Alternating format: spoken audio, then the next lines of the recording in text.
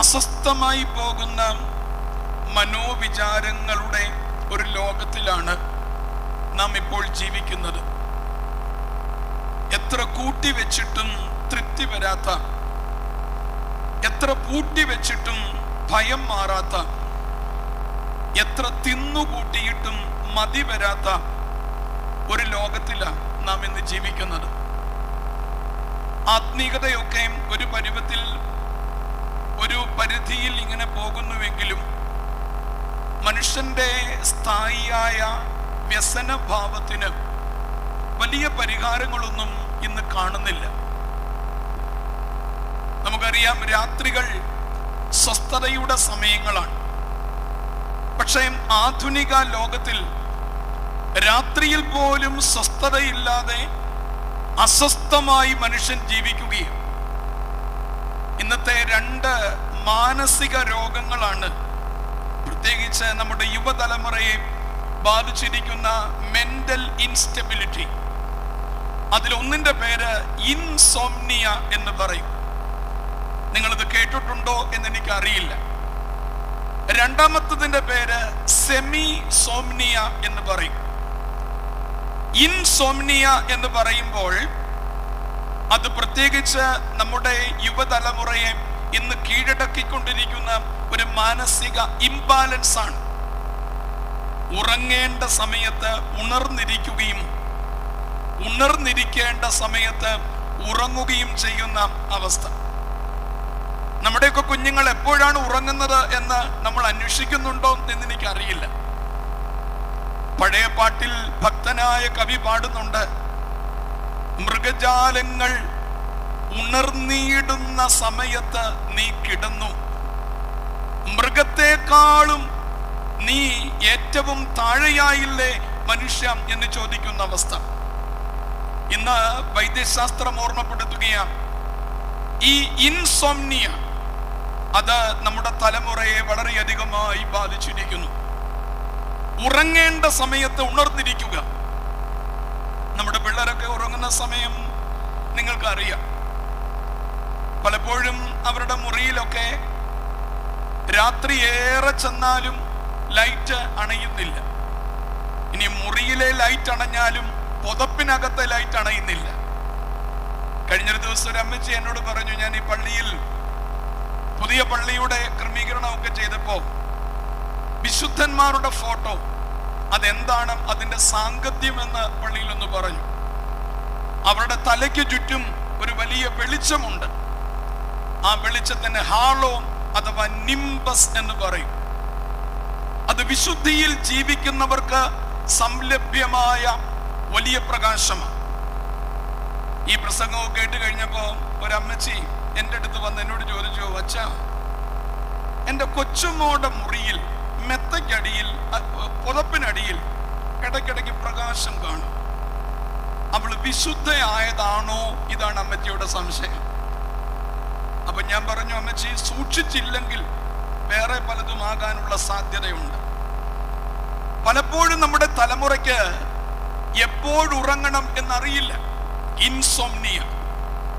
രണ്ടാമത്തെ രോഗം സെമിസോംനിയ എന്ന് പറയും. സെമിസോംനിയ എന്ന് പറയുമ്പോൾ ഓഫ്ലൈൻ ആണെങ്കിലും ഓൺലൈൻ ആയിരിക്കുന്ന അവസ്ഥ. ജീവിത സന്ധാരണത്തിന് വേണ്ടിയാണ് ഈ കാര്യങ്ങളൊക്കെ ഉണ്ടാകുന്നത് എന്നതിൽ സംശയമില്ല. പക്ഷെ നൂറ്റാണ്ടുകൾക്ക് മുമ്പ് ശലോമോൻ പറയുകയാണ്, രാത്രിയിലും അവന് സ്വസ്ഥതയില്ല.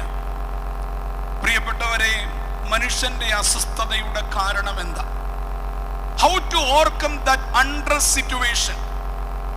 ഇത് പെരുന്നാളുകളിൽ നാം ധ്യാനിക്കേണ്ടുന്നതും പഠിക്കേണ്ടുന്നതുമാണ് എന്നതാണ് ബലഹീനനായ എൻ്റെ പക്ഷം. അല്ലെങ്കിൽ പെരുന്നാളുകൾ അത് വിലാപത്തിന്റെ ദിനങ്ങളായി മാറും. നമ്മുടെ പ്രാർത്ഥനയിൽ നമ്മൾ പ്രാർത്ഥിക്കുന്നുണ്ട്, കർത്താവേ, ഞങ്ങളുടെ പെരുന്നാളുകളെ വിലാപങ്ങളാക്കി തീർക്കരുതേ. ഇന്ന് പലയിടത്തെയും പെരുന്നാളുകൾ വിലാപങ്ങളാകുകയാണ്. പിന്നെ കൽപ്പന ഇറക്കിയിട്ട് കാര്യമൊന്നുമില്ല. നന്നായി നടത്തണം, റാസ ഇങ്ങനെ നടത്തണം എന്ന് പിന്നെ കൽപ്പന ഇറക്കിയിട്ട് കാര്യമില്ല. പ്രിയപ്പെട്ടവരെ, നമ്മുടെ പെരുന്നാളുകൾ സ്വസ്ഥതയുടെ ദിവസങ്ങളായി മാറട്ടെ. ഇവിടെ ജ്ഞാനിയായ ശലോമോൻ വളരെ ആത്മാർത്ഥമായി പറയുകയാണ്, എല്ലാം ഞാൻ കണ്ടിട്ടും മനുഷ്യന് തൃപ്തിയില്ല. ഞാൻ പറഞ്ഞല്ലോ, നമ്മുടെ കാലഘട്ടത്തിന്റെ ഒരു പ്രത്യേകതയാണ്, എത്ര കൂട്ടി വെച്ചിട്ടും മതി വരുന്നില്ല.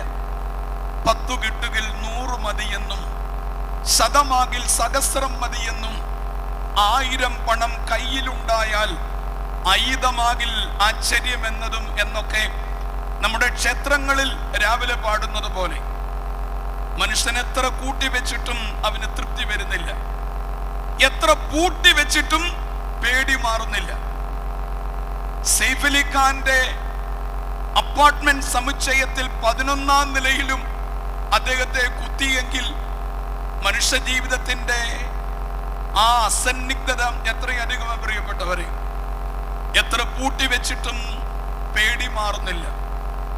എത്ര തിന്നുകൂട്ടിയിട്ടും മതി വരുന്നില്ല. അതിന് വേറെ എങ്ങും പോകണ്ട, അടൂര് പോയാൽ മതി.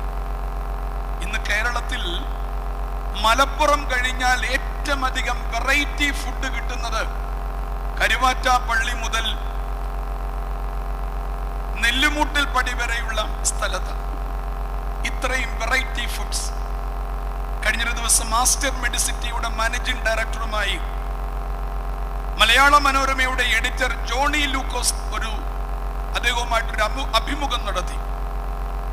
മാസ്റ്റർ മെഡിസിറ്റിയുടെ മാനേജിംഗ് ഡയറക്ടർ പറയുകയാണ്, ഞങ്ങൾ ഇത്രയും ഇൻവെസ്റ്റ് ചെയ്തപ്പോൾ ഞങ്ങൾക്ക് ഭയമുണ്ടായിരുന്നു കേരളത്തിൽ ഇത്രയും രോഗികൾ ഉണ്ടാകുമോ എന്ന്.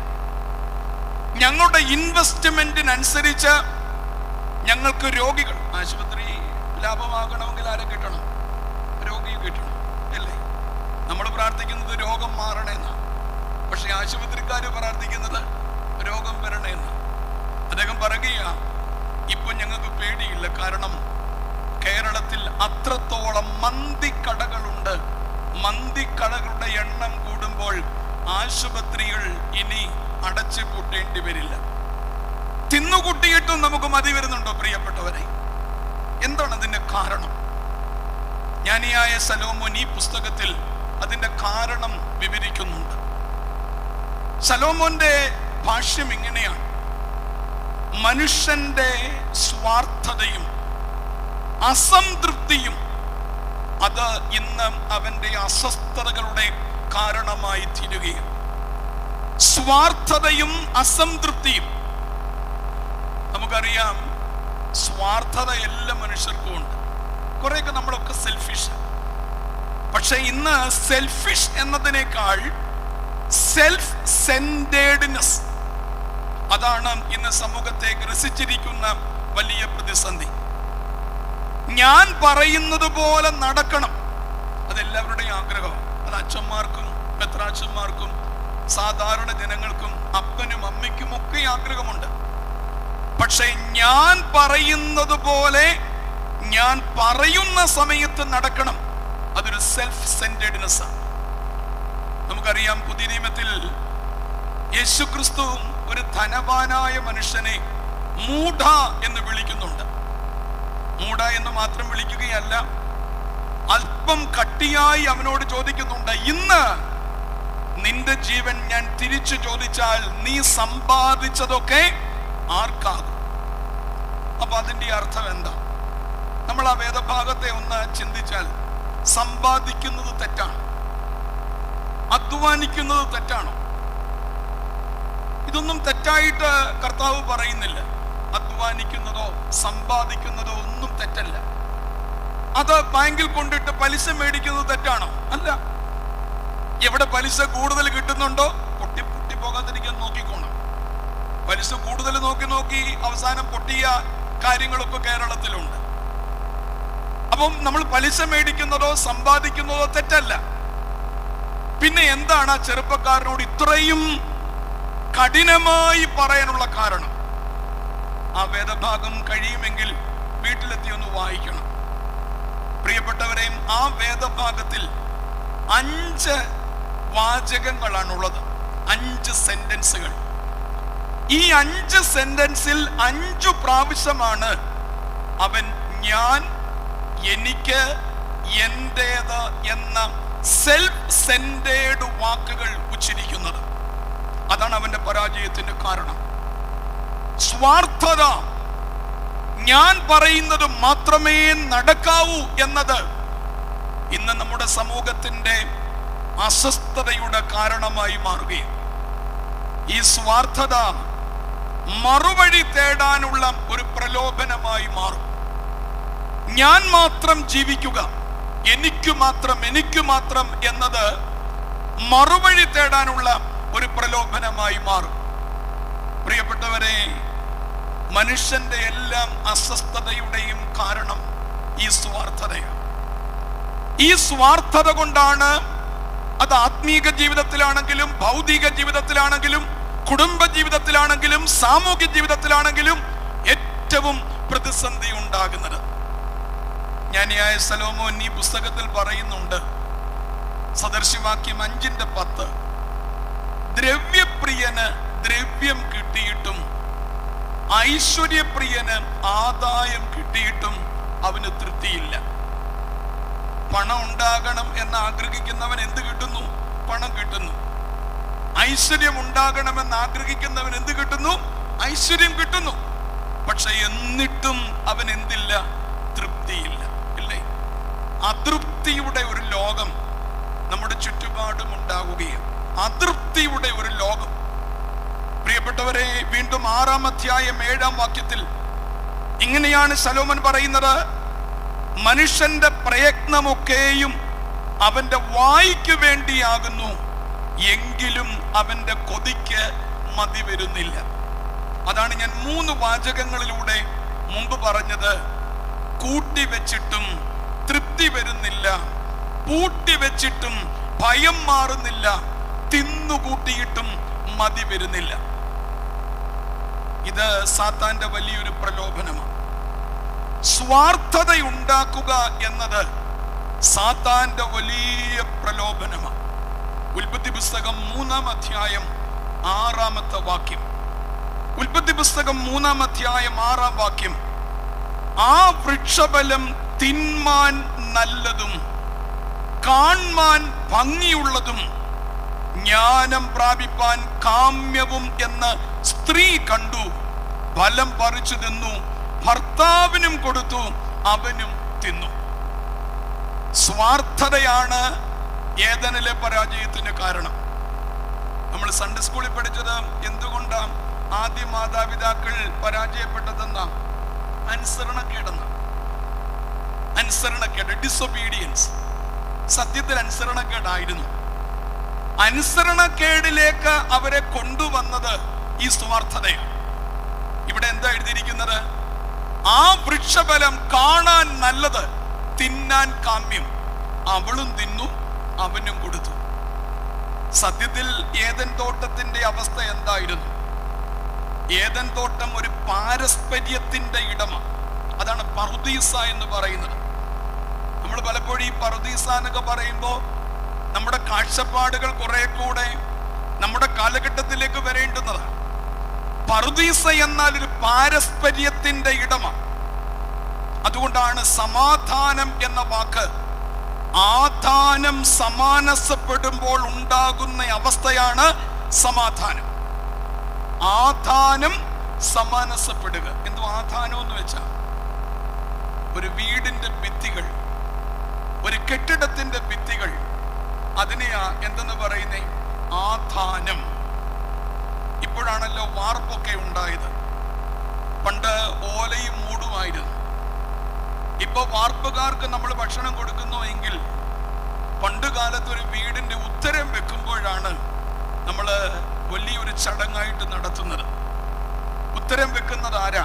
മൂത്താശാരിയാണ്. ഏറ്റവും ചെങ്കീരി എന്ന് പറയുന്നത് പോലെ മൂത്താശാരി. അയാൾ വന്നിട്ട് ഈ വീടിന്റെ ചുറ്റുപാടും ഒന്ന് നടന്നു നോക്കും. ഒന്നുകിൽ അദ്ദേഹം പറയും ആധാനം സമാനസപ്പെട്ടിട്ടുണ്ട്, അതുകൊണ്ട് ഇന്ന് ഉത്തരം കൂട്ടാം. അല്ലെങ്കിൽ പറയും ആധാനം സമാനസപ്പെട്ടിട്ടില്ല. ആധാനം എന്നാൽ ഭിത്തികൾ. സമാധാനം എന്ന് പറയുന്നത് നമ്മുടെ ഉള്ളിൽ നാം അനുഭവിക്കുന്ന പാരസ്പര്യത്തിന്റെ വലിയ ചിഹ്നമാണ്. നിങ്ങളൊന്ന് ചിന്തിച്ചു നോക്കി, ഏദന്റെ അവസ്ഥ എന്തായിരുന്നു? എന്തിനാ മനുഷ്യനെ ഉണ്ടാക്കിയത്? 3 കാര്യങ്ങൾക്ക് വേണ്ടിയാ മനുഷ്യനെ ഉണ്ടാക്കിയത്. അത് വേദപുസ്തകത്തിലുള്ള കാര്യമാണ്, ഞാൻ പുതുതായിട്ട് പറയുന്നൊന്നുമല്ല. 1, തമ്പുരാനെ ആരാധിക്കുക, അല്ലേ? അതുകൊണ്ടാണ് 6-ാം ദിവസം മനുഷ്യനെ ഉണ്ടാക്കിയിട്ട് 7-ാം ദിവസം ദൈവം, ബാക്കി പറയാമോ, സ്വസ്ഥമായിരുന്നു. അതിന്റെ അർത്ഥം എന്തോ?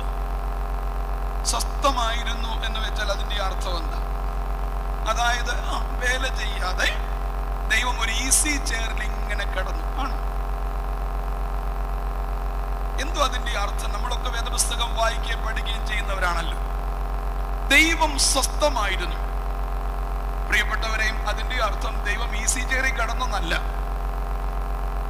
കപ്പദോക്യൻ പിതാക്കന്മാരിൽ പ്രമുഖനായ നിസായിലെ മാർ ഗ്രിഗോറിയോസ്, അദ്ദേഹം ഇതിനൊരു വ്യാഖ്യാനം തരുന്നുണ്ട്.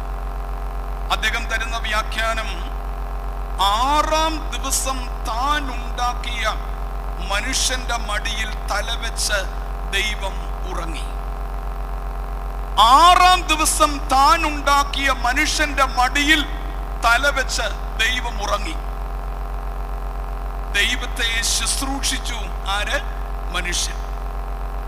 വിശുദ്ധ കുർബാനയുടെ രഹസ്യാത്മകതയെല്ലാം എനിക്ക് അത്രയധികമായി വ്യാഖ്യാനിക്കാനും വിവരിക്കാനും കഴിയില്ല.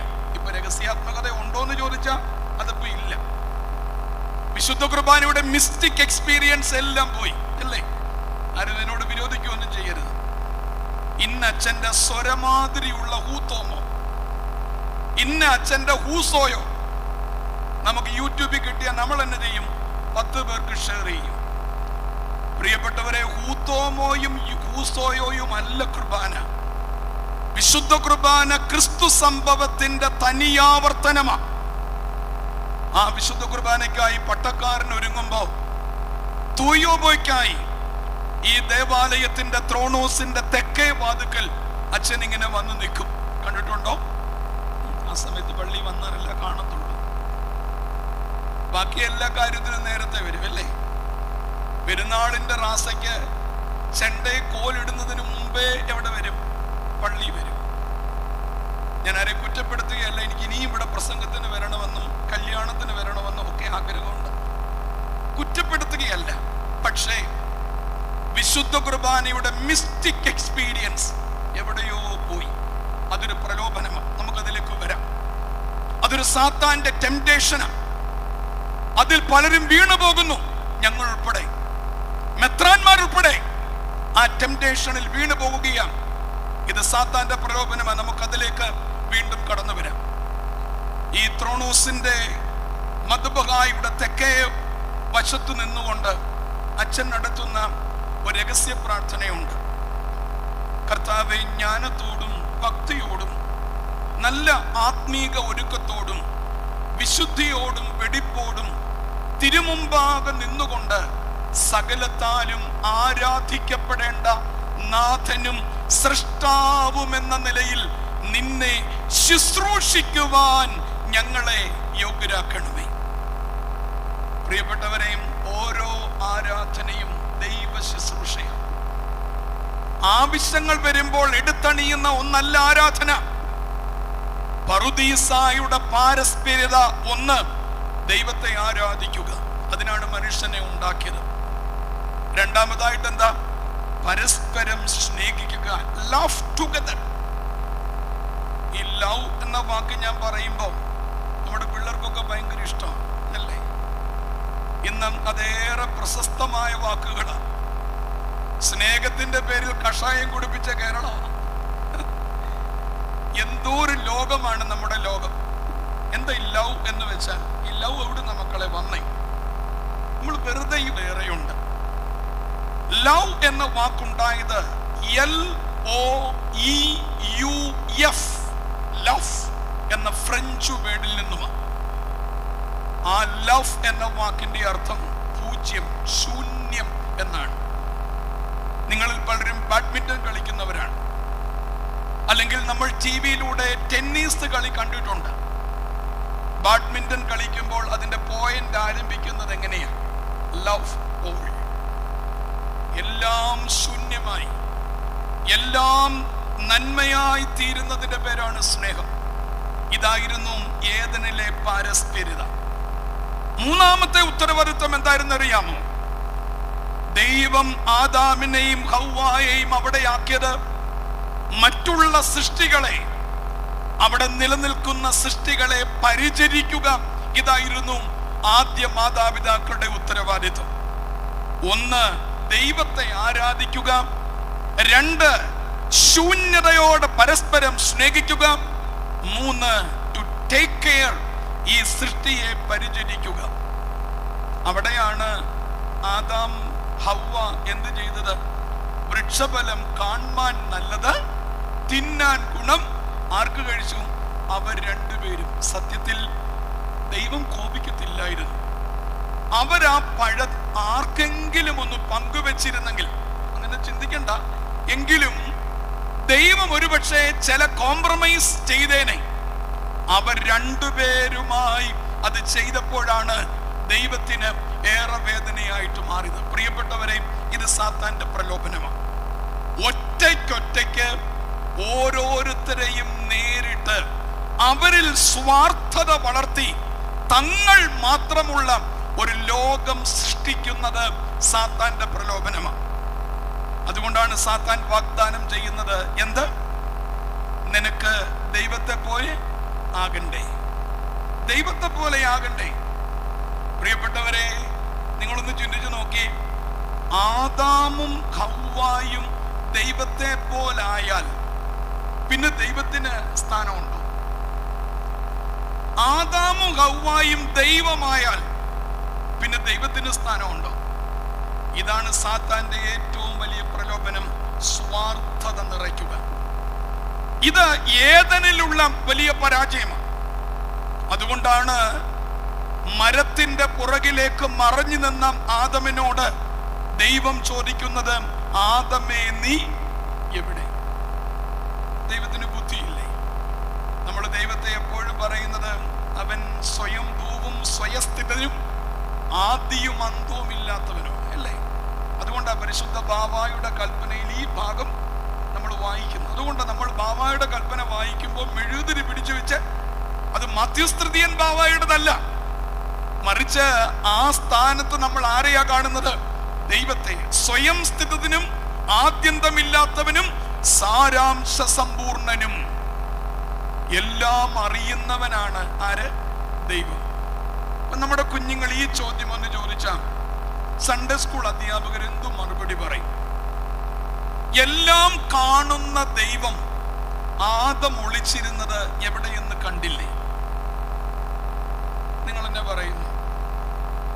ഞാനിപ്പോ എൻ്റെ കുട്ടിക്കാലത്തേക്കൊന്ന് മടങ്ങിപ്പോവേ.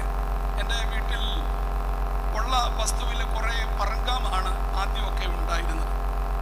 എൻ്റെ കുട്ടിക്കാലം ഞാൻ ഓർക്കുന്നത് ഈ പറങ്കാവിൽ നിന്ന് ഈ സീസണിൽ പറങ്ങാണ്ടി പറക്കുന്ന ഒരു കാലമാണ്. അങ്ങനെ വീഴുന്ന പറങ്ങാണ്ടി പറക്കി ഒരു 10 പറങ്ങാണ്ടി കൊടുത്താൽ 5 പഞ്ചസാര മുട്ടായി കിട്ടും. നിങ്ങൾക്കറിയാമോ മുട്ടായി? അകത്ത് തേനൂറുന്ന മധുരവും പുറത്ത് ഒരു റോസ് കളറും. ഇതൊക്കെ ഇപ്പോൾ ഈ സൂപ്പർ ബസാറിലൊക്കെ പുനഃസ്ഥാപിക്കപ്പെട്ടിട്ടുണ്ട്. 10 പറങ്ങാണ്ടി കൊടുത്താൽ 5 മുട്ടായി കിട്ടും. ഞാൻ ഈ പറങ്ങാണ്ടിയും 10 എണ്ണം കൊണ്ടുപോയി മുട്ടായി മേടിച്ച് കഴിക്കും. ഒരു ദിവസം എൻ്റെ അപ്പച്ചൻ ഇത് കണ്ടു. അപ്പച്ചൻ പറഞ്ഞു, കുഞ്ഞേ, നീ ചെയ്യുന്നത് ദൈവം കാണുന്നു എന്നത് നീ മറക്കരുത്. വലിയ വേദശാസ്ത്രമൊന്നും അല്ല, ആകെ ഒറ്റ കാര്യമേ പറഞ്ഞുള്ളൂ. നീ ചെയ്യുന്നത് ദൈവം കാണുന്നു എന്ന് നീ മറക്കരുത്. പക്ഷെ കുറച്ചുകൂടെ പഠിച്ചപ്പോഴാണ് എനിക്ക് സംശയം തോന്നിയത്. അതാണ് നമ്മുടെ സൺഡേ സ്കൂൾ കുഞ്ഞുങ്ങൾ ചോദിച്ചാൽ നമ്മൾ എന്നാ മറുപടി പറയുമെന്ന് ഞാൻ ചോദിച്ചത്. ഇന്ന് ഇന്ത്യയിൽ എത്ര ജനസംഖ്യയുണ്ട്? ചുമ്മാതൊരു വാക്കങ്ങ് പറ. 110 കോടി.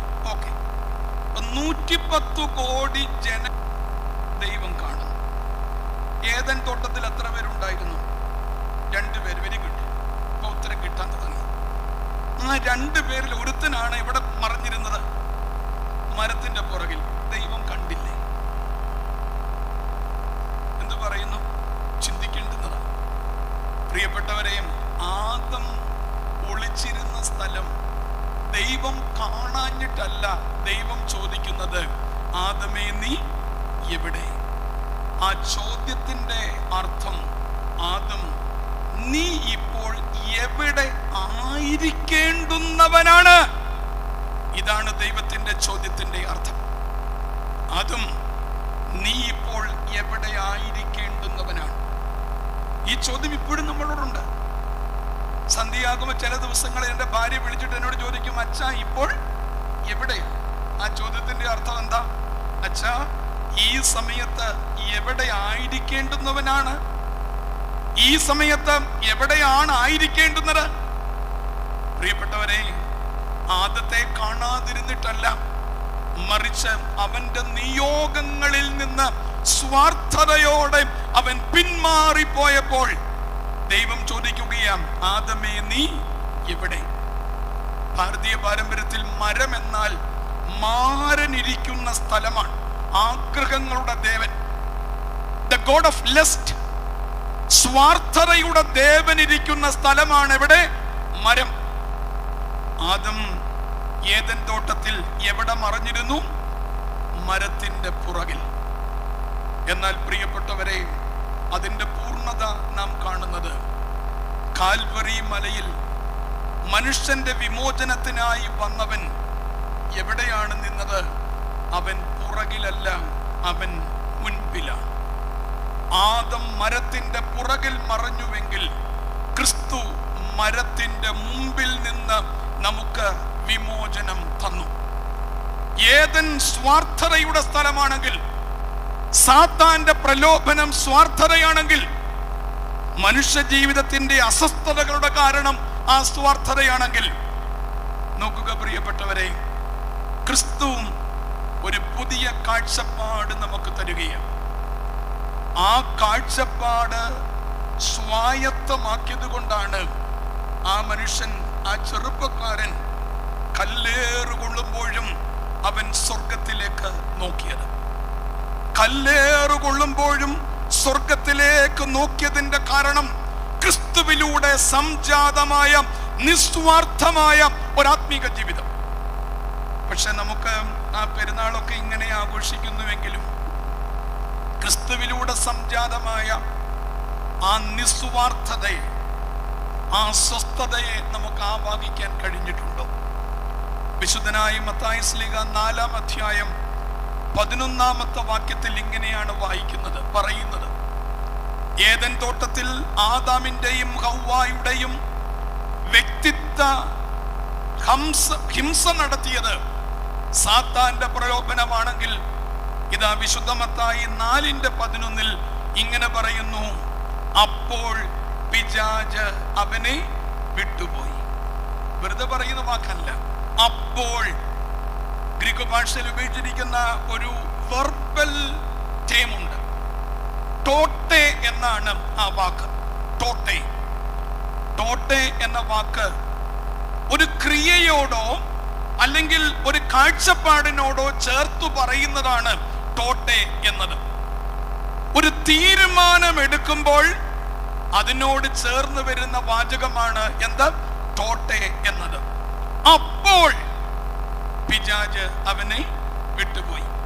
ടോട്ടെ എന്ന് പറയുമ്പോൾ ഓൺ ദാറ്റ് സ്പെസിഫൈഡ് ടൈം. പ്രിയപ്പെട്ടവരെ, സ്വാർത്ഥതയിലേക്ക് തിരിയാൻ സാഹചര്യങ്ങൾ ഒരുക്കി സാത്താൻ കാത്തിരിക്കുമ്പോൾ, ആ സാഹചര്യങ്ങളെ ക്രിസ്തു അതിജീവിക്കുമ്പോൾ സാത്താൻ അവനെ വിട്ടുപോയി. ഏദൻ തോട്ടത്തിൽ സ്വാർത്ഥതയിൽ, സാത്താന്റെ പ്രലോഭനത്തിൽ ആദാമും ഹവ്വായും വീണുപോയെങ്കിൽ, ലോകത്തിന്റെ രക്ഷകനായി വന്നവൻ ആ പ്രലോഭനത്തെ അതിജീവിക്കുകയാണ്. അപ്പോൾ സാത്താൻ അവനെ വിട്ടുപോയി. എപ്പോൾ? സ്വാർത്ഥതയിലേക്ക് തിരിയേണ്ട സാഹചര്യങ്ങളെ ക്രിസ്തു അതിജീവിച്ചപ്പോൾ. അത് കണ്ട് ആ സാഹചര്യങ്ങളെ അതിജീവിച്ചവരാ ഈ വിശുദ്ധന്മാർ. അവരുടെ പെരുന്നാൾ നമ്മൾ നടത്തുമ്പോൾ കുറെ കൂടെ കാഴ്ചയ്ക്ക് അനുയോജ്യമായ ചില പടകധ്വനികൾ നടത്താനല്ല. പറയുമ്പോൾ പലർക്കും ഇഷ്ടപ്പെടില്ല എന്നറിയാം. പക്ഷെ ഇഷ്ടപ്പെട്ടില്ലേലും യാഥാർത്ഥ്യം യാഥാർത്ഥ്യമാണ്. ഞാൻ പറഞ്ഞല്ലോ, A stitch in time saves 9. തുന്നൽ ഇടണ്ടെടുത്ത് തുന്നലില്ലാത്തത് കൊണ്ടാണ് അവസാനം പൊട്ടിക്കേറി പോകുന്നത്. തുന്നൽ ഇടേണ്ട സ്ഥലങ്ങളിൽ തുന്നലിടണം. A stitch in time saves 9. ഒരു സ്റ്റിച്ച് ഇടേണ്ടടുത്ത് അത് ഇട്ടില്ലെങ്കിൽ പിന്നെ എത്ര ഇടേണ്ടി വരും? 9 ഇടേണ്ടി വരും. നമ്മുടെയൊക്കെ പൂർവികന്മാർ പറയുന്നത് പോലെ സൂചി കൊണ്ട് എടുത്തില്ലെങ്കിൽ പിന്നെ തൂമ്പ കൊണ്ട് വെട്ടിക്കോരേണ്ടി വരും. ചിലപ്പോഴൊക്കെ സഭയുടെ അവസ്ഥ അങ്ങനെയാണോ എന്ന് ഞാൻ ചിലപ്പോഴൊക്കെ ചിന്തിക്കാറുണ്ട്. ഒരുപക്ഷെ എൻ്റെ വികലമായ ചിന്തയായിരിക്കും. പ്രിയപ്പെട്ടവരെ, സ്വാർത്ഥതയെ അതിജീവിച്ച ക്രിസ്തുവിന്റെ പിൻഗാമികളാണ് വിശുദ്ധന്മാർ. അപ്പോൾ സാത്താൻ അവനെ വിട്ടുപോയി. എപ്പോഴാ? 3 സാഹചര്യങ്ങളെ ക്രിസ്തു അതിജീവിച്ചപ്പോൾ സാത്താൻ അവനെ വിട്ടുപോയി. നമുക്കറിയാം ഈ വേദഭാഗം എന്താണ് വേദപുസ്തകത്തിൽ നമ്മൾ വായിക്കുന്നത്, ഏത് ഒരു പശ്ചാത്തലമാണ് എന്ന് നമുക്കറിയാം. കർത്താവിന്റെ മാമോദീസ കഴിഞ്ഞ് 40 ദിവസം നോമ്പും ഉപവാസവും കഴിഞ്ഞപ്പോൾ സാത്താൻ കർത്താവിനെ പ്രലോഭിപ്പിച്ചു. ആ വേദഭാഗം പ്രലോഭനം എന്ന് പറയുന്നത്. എന്തോ ഈ പ്രലോഭനം എന്ന് വെച്ചാൽ, ഒരാളിന്റെ അവസ്ഥയും നിയോഗവുമായി പൊരുത്തമില്ലാത്ത ഘടകങ്ങളോട് ഓരോ മനസ്സിലും രൂപപ്പെടാവുന്ന ഉദ്ദീപനവും ആഭിമുഖ്യവുമാണ് പ്രലോഭനം. വല്ലതും മനസ്സിലായോ? ഇല്ല. ഞാൻ കുറച്ചുകൂടി ലളിതമായിട്ട് പറയാം. ഒരാളിന്റെ വിളിക്കും നിയോഗത്തിനും തിരഞ്ഞെടുപ്പിനും അനുയോജ്യമല്ലാതെ പ്രവർത്തിക്കുവാനുള്ള പ്രേരണയുടെ പേരാണ് എന്ത്? പ്രലോഭനം. ഒരാളിന്റെ വിളിക്കും നിയോഗത്തിനും തിരഞ്ഞെടുപ്പിനും അനുയോജ്യമല്ലാതെ പ്രവർത്തിക്കുവാൻ ഒരു പ്രേരണയുണ്ടാകുന്നു എങ്കിൽ അതിന്റെ പേരാണ് എന്ത്? പ്രലോഭനം. നിങ്ങൾക്ക് പ്രലോഭനം നേരിടേണ്ടി വന്നിട്ടുണ്ടോ? ഉണ്ടോ? പ്രിയപ്പെട്ടവരെ, പ്രലോഭനം പാപമല്ല. പക്ഷേ പ്രലോഭനം അതിജീവിക്കാൻ കഴിഞ്ഞില്ലെങ്കിൽ അതെന്തായിട്ട് മാറും? പാപത്തിലേക്ക് മാറും. സാത്താന്റെ പ്രലോഭനം ക്രിസ്തുവിന്റെ നിയോഗത്തെ വെല്ലുവിളിക്കുന്നതായിരുന്നു. സാത്താൻ കൊടുത്ത പ്രലോഭനം ക്രിസ്തുവിന്റെ വിളിയുമായി അതിനോട് ചേരാതെ വരുന്ന ഒരവസ്ഥയിലേക്ക് കൊണ്ടുവരുന്നതായിരുന്നു. എന്തൊക്കെ പ്രലോഭനങ്ങളാണ് കർത്താവിനുണ്ടായിരുന്നത്? ഒന്ന്, ഈ കല്ല് അപ്പമായി തീരുക, ടെംപ്റ്റേഷൻ ഓഫ് പ്രോസ്പെരിറ്റി. രണ്ടാമതായി, നീ താഴോട്ട് ചാട്, നിന്നെ ആര് കൈകളിൽ വഹിക്കും? മാലാഖമാര് വഹിക്കും, ടെംപ്റ്റേഷൻ ഓഫ് പോപ്പുലാരിറ്റി. മൂന്നാമതായി, സാത്താൻ ഉയർന്ന ഒരു സ്ഥലത്തേക്ക് കൊണ്ടുപോയിട്ട് പറഞ്ഞു, ഇത് ഈ കാണുന്നതും ഇതിന്റെ മഹത്വവും ഇതിന്റെ അധികാരവും എനിക്കുള്ളതാ, ഞാൻ നിനക്ക് തരാം, നീ എന്നെ ഒന്ന് വീണ് നമസ്കരിച്ചാൽ മതി. Temptation of authority. ഒന്ന്, അപ്പത്തിന്റെ പ്രലോഭനം. രണ്ട്, അംഗീകാരത്തിന്റെ പ്രലോഭനം. മൂന്ന്, ആധിപത്യത്തിന്റെ പ്രലോഭനം. ഇത് ഏദൻ തോട്ടത്തിൽ ആദമിനെ കീഴ്പ്പെടുത്തിയതുപോലെ യേശുക്രിസ്തുവിനെ കീഴ്പ്പെടുത്താം എന്നായിരുന്നു ആരുടെ ധാരണ? സാത്താന്റെ ധാരണ. പക്ഷേ യേശുക്രിസ്തു ആ 3 പ്രലോഭനങ്ങളെയും അതിജീവിച്ചു. അതിജീവിച്ചപ്പോൾ സാത്താൻ അവനെ വിട്ടുപോയി. പ്രിയപ്പെട്ടവരെ, നമ്മുടെ ജീവിതത്തിലെ സ്വാർത്ഥത കൊണ്ടുണ്ടാകുന്ന എല്ലാ പരാജയങ്ങളെയും അതിജീവിക്കണമെങ്കിൽ ക്രിസ്തുവിന്റെ ഈ മാതൃക നമ്മുടെ ജീവിതത്തിന്റെ ഭാഗമാകണം. ക്രിസ്തുവിന്റെ ഈ മാതൃക ജീവിതത്തിന്റെ ഭാഗമാകാനുള്ള സമയമാണ് പെരുന്നാൾ. നിങ്ങൾ പലരും എന്നോട് യോജിക്കത്തില്ലെന്ന് എനിക്കറിയാം. കണ്ണിന് ഇമ്പകരവും കാതിന് കമ്പവും മനസ്സിന് നന്മയും കൊടുക്കുന്നതാണ് പെരുന്നാൾ എന്നാണ് നമ്മുടെ ധാരണ. നമുക്ക് നോക്കാം അതിലേക്ക്. പ്രിയപ്പെട്ടവരെ, പ്രലോഭനങ്ങളെ അതിജീവിക്കുവാൻ മനസ്സിനെ പരുവപ്പെടുത്തുന്നതാണ് എന്ത്? പെരുന്നാൾ. ക്രിസ്തു ഈ 3 പ്രലോഭനങ്ങളെയും അതിജീവിക്കുകയാണ്. ഈ ഞാൻ പറഞ്ഞല്ലോ, പ്രലോഭനം ഒരിക്കലും പാപമല്ല. പക്ഷേ പ്രലോഭനം നമ്മൾ സൂക്ഷിച്ചില്ലെങ്കിൽ എന്തു സംഭവിക്കും? പാപത്തിലേക്ക് നമ്മെ കൊണ്ടുവരും. നന്മയുടെയും തിന്മയുടെയും പാത്രങ്ങൾ നമ്മുടെ മുമ്പിൽ വെച്ചിട്ട് അത് നമുക്ക് വേണ്ടുന്നത് തിരഞ്ഞെടുക്കാനുള്ള ഒരു പ്രവൃത്തിയാണ് എന്ത്? പ്രലോഭനം. ഏതൊക്കെയുണ്ട്? നന്മയുടെയും തിന്മയുടെയും പാത്രം. നമ്മൾ ചിന്തിച്ചു നോക്കിയേ. ഞാൻ പലപ്പോഴും ചിന്തിക്കുന്ന ഒരു കാര്യം, ആദം ഹവ്വ പഴം പറിച്ചപ്പോ ദൈവം ആ കൈ അങ്ങ് തട്ടിയിരുന്നെങ്കിലോ ഹവ്വ രക്ഷപ്പെടത്തില്ലായിരുന്നു. ആദം ഇത് കഴിക്കാൻ തുടങ്ങിയപ്പോ ദൈവം കൊങ്ങായിക്ക് പിടിച്ചിരുന്നെങ്കിൽ, അങ്ങനെ ഒരു ചിന്തയുണ്ട് കേട്ടോ.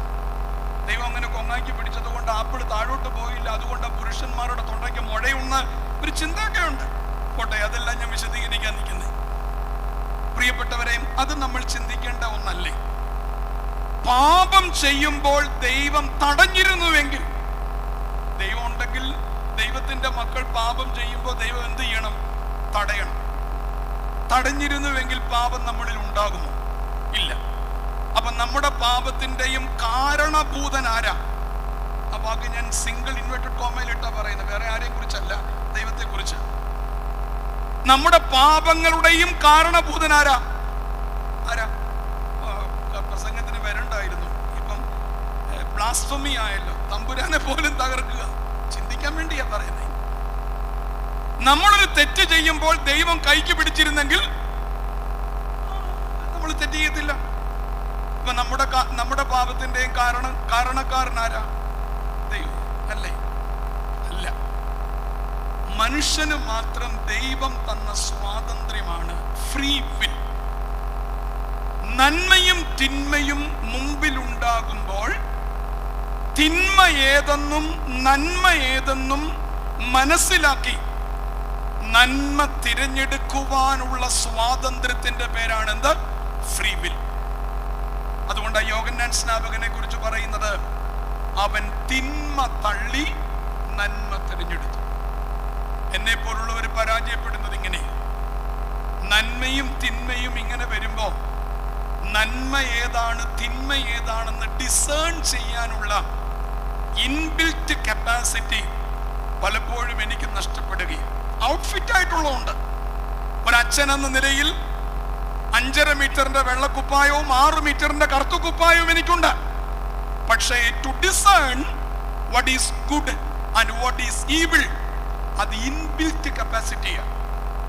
അതുകൊണ്ടാണ് അപ്പോസ്തല പ്രവൃത്തിയിൽ പറയുന്നത്, അവൻ മനുഷ്യരിൽ നിന്ന് എല്ലാറ്റിനെയും ഉളവാക്കി അതിരുകളും കാലങ്ങളും നിശ്ചയിച്ച് കണ്ടെത്താൻ. പ്രിയപ്പെട്ടവരെ, ഈ ലോകത്തിലെ സകല മൃഗങ്ങളും അവരുടെ ഇൻബിൽറ്റ് കപ്പാസിറ്റി ഉപയോഗിക്കുന്നുണ്ട്. അത് ഉപയോഗിക്കാത്ത ഒരു സാധനം മനുഷ്യൻ മാത്രമാണ്. അതുകൊണ്ടാണ് ഇന്നലെ 3 പേരെ ഒരു ചെറുപ്പക്കാരൻ തച്ചു കൊല്ലുമ്പോൾ കേരളത്തിലെ പ്രശസ്തനായ ഒരു സാഹിത്യകാരൻ പറഞ്ഞത്, ഇത് അഹങ്കാരമല്ല, ഇത് അധപ്പതനമാണ്. നമ്മളൊക്കെ കേരളത്തിന്റെ വിശാലമായ വളർച്ചയെ കുറിച്ചൊക്കെ പറയുകയാണ്. തച്ചുകൊല്ലുന്ന സ്ഥലമായിട്ട് മാറി. പ്രിയപ്പെട്ടവരെയും, അതുകൊണ്ട് നന്മയും തിന്മയും നമ്മുടെ മുമ്പിലുണ്ട്. ആ നന്മയെയും തിന്മയെയും നമ്മൾ എന്ത് ചെയ്യണം? ഡിസേൺ ചെയ്യണം. ക്രിസ്തുവിന്റെ മുമ്പിൽ ഈ പ്രലോഭനവുമായിട്ടാണ് പ്രലോഭകൻ വരുന്നത്. അതുകൊണ്ട് ഈ നോമ്പുകാലം വരുമ്പോ, എന്താ അച്ഛൻ പറഞ്ഞേ? നോമ്പുകാലം വരുമ്പോ, ആ കാലത്തെ കുറിച്ച് അറിയാമോ? നോമ്പുകാലം ഇനി എന്നാ വരുന്നേ? പെട്ടെന്ന് വരും അല്ലേ? അകത്തും പുറത്തും താപമുള്ളൊരു കാലമാണ് അല്ലേ? അകത്തും പുറത്തും താപമുള്ള കാലമാണ്. ഏത് കാലം? നോമ്പുകാലം. ഈ പിള്ളേർ കേട്ടിട്ടുണ്ടോ എന്ന് എനിക്കറിയില്ല. കാരണം നമ്മള് ഉത്സയുടെ കൂടെ മറ്റേ അയ്യും കൂടെ മടക്കി വെച്ചാൽ കൊടുത്തു വിടുന്നത്. അപ്പൊ നോമ്പുകാലം എന്ന് പറഞ്ഞ പിള്ളേർക്ക് അറിയാമെന്ന് എനിക്കറിയില്ല. മാവ് പൂക്കുന്ന കാലമാണ് നോമ്പുകാലം അല്ലേ? മാവ് പൂക്കുമ്പോൾ സൂക്ഷിച്ചോണം. പൂക്കുന്ന സമയത്ത് ശ്രദ്ധിച്ചില്ലെങ്കിൽ പുഴു മുട്ടയിടാൻ സാധ്യതയുണ്ട്. പൂക്കുന്ന സമയത്ത് സൂക്ഷിക്കാത്തത് കൊണ്ടാണ് പലതും പുഴുവായി പരിണമിക്കുന്നത്. ഒന്നുകൂടെ ഞാൻ ആവർത്തിക്കുകയാണ്. പക്ഷേ സഭയൊക്കെ അതിനെക്കുറിച്ച് ചിന്തിക്കേണ്ട കാലം അതിക്രമിച്ചിരിക്കുന്നു. ചിന്തിക്കുന്നുണ്ടോന്ന് എനിക്കറിയില്ല. ചിന്തിക്കണം. പൂക്കുന്ന സമയത്ത് സൂക്ഷിച്ചില്ലെങ്കിൽ പുഴുവായി മാറും. ഒരു കണ്ണിമാങ്ങ പോലും കിട്ടില്ല. ഈ നോമ്പുകാലം ആരംഭിക്കുമ്പോൾ സാത്താന്റെ പേര് മാറും. അറിയാമോ? ഇപ്പൊ ഒക്കെ സാത്താനെ നമ്മൾ വിളിക്കുന്ന പേരെന്തുവാ? പിശാച് അല്ലേ? നോമ്പുകാലം തുടങ്ങുമ്പോൾ സാത്താന്റെ പേരെന്തുവാ? ഇതൊക്കെ അറിയാമെങ്കിൽ പിന്നെ അച്ഛനെ വിളിക്കുമായിരുന്നു. നോമ്പുകാലം തുടങ്ങുമ്പോൾ സാത്താന്റെ പേരെന്തുവാ? എൻ്റെ അച്ഛൻ നോമ്പുകാലം തുടങ്ങുമ്പോൾ ഞങ്ങളുടെ ആകെയുള്ള വിചാരം ദുഃഖ വെള്ളിയാഴ്ച എത്ര കഞ്ഞി കുടിക്കണം. നമുക്ക് ഫസ്റ്റ് പ്രയോറിറ്റി ദുഃഖ വെള്ളിയാഴ്ചയുടെ കഞ്ഞി കുടിയാണ്. ആരും കുറ്റപ്പെടുത്തുകയല്ല. നോമ്പുകാലം തുടങ്ങുമ്പോൾ സാത്താന്റെ പേര് മാറും. മോശയും എലിയാവും 40 ദിനം നോമ്പെടുത്തു, നമ്മുടെ കർത്താവും നോറ്റു, ആകൽ കറുസായെ ജയിച്ചു. നോമ്പുകാലത്തെ സാത്താന്റെ പേരാണെന്ത്? ആകൽ കറുസ. ഓക്കൽ കറുസോ എന്ന വാക്കിൽ നിന്നുമാണ് ഏത് വാക്കുണ്ടായത്? ആകൽ കറുസ. എന്താണ് ഓക്കൽ കറുസോ എന്ന് വെച്ചാൽ? നന്മയും തിന്മയും നമ്മുടെ മുമ്പിൽ വെച്ചിട്ട് തിന്മയെ പ്രൊപ്പഗേറ്റ് ചെയ്യുന്നയാളാണ് ആര്? ആകൽ കറുസ. അവൻ ഭയങ്കര തന്ത്രശാലിയാണ്. നമ്മളെ എങ്ങനെയെങ്കിലും ട്രാപ്പിലാക്കാൻ അവൻ ശ്രമിക്കും. പ്രിയപ്പെട്ടവരെ, യേശുക്രിസ്തുവിന്റെ മുമ്പിൽ 3 ട്രാപ്പുകളാണ് സാത്താൻ ഒരുക്കിയത്. ആ 3 ട്രാപ്പുകളും ക്രിസ്തു അതിജീവിച്ചു. നമ്മുടെ ജീവിതത്തിലും ഈ ട്രാപ്പ് അതിജീവിക്കുമ്പോൾ നമ്മുടെ മനസ്സിന് എന്താകും? സ്വസ്ഥതയുണ്ടാകും. ഒന്നാമത്തെ ട്രാപ്പ് ഞാൻ പറഞ്ഞല്ലോ, അപ്പത്തിന്റെ ആത്മീയതയാണ്. The spirituality of bread. എന്താണ് സാത്താൻ കർത്താവിനോട് പറയുന്നത്? ചിന്തിച്ചോണം. 40 ദിവസം വിശന്നിരിക്കുന്ന ഉപവാസം എന്ന് വെച്ചാൽ ഏത്തയ്ക്കാവാസം അല്ല കേട്ടോ. പൂർണ്ണമായി വിശന്നിരിക്കുക. ഉപവാസം പൂർണ്ണമായി ഭക്ഷണം മാറ്റിയിരിക്കുക. അല്ലാതെ ഇടയ്ക്കിടയ്ക്ക് ഏത്തയ്ക്ക തിന്നുന്ന വാസമല്ല. ഇത് മാറിയിരിക്കുന്ന കർത്താവിനോട് സാത്താൻ ചോദിക്കുകയും, നിനക്ക് വിശപ്പുണ്ട്? സത്യമില്ലേ? ഞാൻ പുരുഷന്മാരെക്കാൾ കൂടുതൽ സ്ത്രീകളെ ഇന്ന് അഭിസംബോധന ചെയ്യുകയാണ്. നമ്മുടെ മൊബൈലിലും ഇങ്ങനെ ചില വാർത്തകൾ, ചില മെസ്സേജസ് ഒക്കെ വരും. Are you board? സംസാരിക്കാൻ ആളില്ലല്ലോ. ഒരു ചെറിയ മെസ്സേജ് ചെയ്താൽ മതി, ഒരു ഹായ് ഇട്ടാൽ മതി, നമുക്ക് സംസാരിക്കാം. പ്രിയപ്പെട്ടവരെ, കേരളത്തിൽ തകരുന്നത് യുവത്വമല്ല. കേരളത്തിൽ ഏറ്റവും കൂടുതൽ തകരുന്നത് മുതിർന്നവരാ. നമ്മൾ മനസ്സിലാക്കാതെ പോവുകയാണ്. സാത്താന്റെ വലിയ പ്രലോഭനങ്ങൾ നമ്മുടെ ചുറ്റുപാടും ഉണ്ടായിക്കൊണ്ടിരിക്കുകയാണ്. 40 ദിവസം പട്ടിണി ഇരുന്ന കർത്താവിനോട് സാത്താൻ ചോദിക്കുക, നിനക്ക് വിശക്കുന്നില്ലേ? മനുഷ്യ ജീവിതത്തിന്റെ പരിമിതികൾക്കിടയിൽ സാത്താന്റെ, അതുകൊണ്ടാണ് സാത്താനെ എന്ത് വിളിക്കുന്നത്? തന്ത്രശാലി, ആകൽ കറുസോ. നമ്മളിലും ഈ തന്ത്രങ്ങളുമായിട്ട് അയാൾ വരും കേട്ടോ. ഈ തന്ത്രങ്ങളുമായിട്ട് സാത്താൻ വരും. എന്നിട്ട് അയാൾ അതിനുള്ള മാർഗം കൂടെ പറഞ്ഞു കൊടുത്തു. ഈ കല്ല് അപ്പമായി തീരാൻ കൽപ്പിക്കുക. എന്തൊരു വലിയ ഒരു പ്രലോഭനമാ സാത്താൻ നടത്തുന്നത്. ഈ കല്ല് എന്താകുക? അപ്പമാകുക. ദൂരക്കാഴ്ചകളില്ലാതെ പെട്ടെന്ന് മാറുവാൻ വയലൻസ്, ആസക്തി, അതിലേക്ക് സാത്താൻ നയിക്കുകയും. കൃഷി ചെയ്തിട്ടുള്ളവർക്കറിയാം. ഞാനൊരു കൃഷിക്കാരനും ആയതുകൊണ്ട് എനിക്കത് ആത്മാർത്ഥമായി അഭിമാനത്തോടെ പറയും. കല്ലപ്പമാകുമോ?